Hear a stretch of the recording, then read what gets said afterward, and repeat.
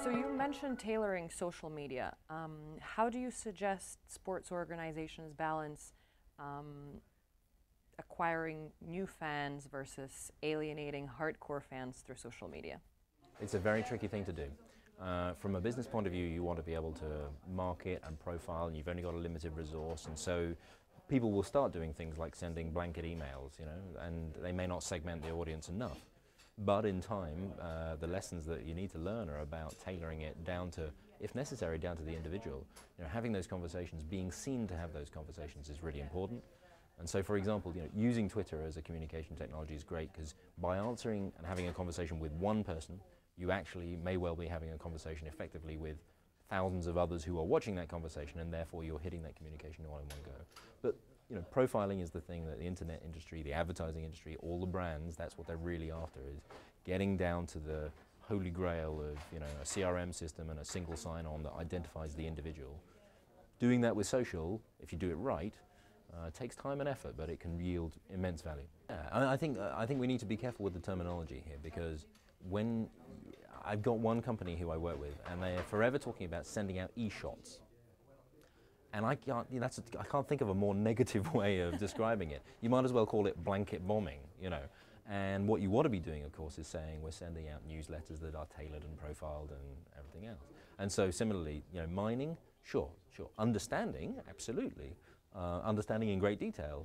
Mining has that slightly industrial feel about it, and that's the risk. What do you think are the biggest challenges that the sports organizations are facing right now in light of the fact that the fans have an increased demand on their time, as well as the fact that their attention spans are decreasing? Back in dot-com boom, so 99, 2000, that kind of era, one of the things that particularly our American cousins used to talk about would be passion centers. Music, film, sport. And arguably religion and politics as well, though it was a little difficult to have media properties around those.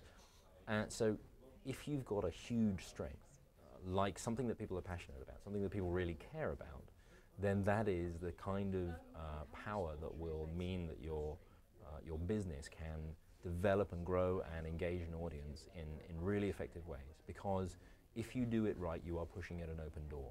And that's where sport has a huge advantage over lots of others. So this attention economy, which is what you're describing, in the media world there's an attention economy, but I come from a background, BBC or Tiscali or large-scale media publishing organizations, where you're forever trying to put your product in front of somebody, trying to tell them a story.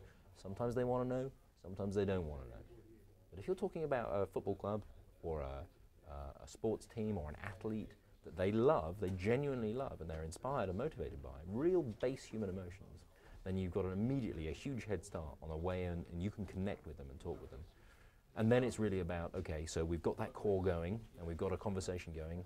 How do we get more people? How do we get a bigger audience? How do we get their friends and their family to be engaged? How does that emotional passion spread? Relatively speaking, that's an easy job compared to trying to sell a product.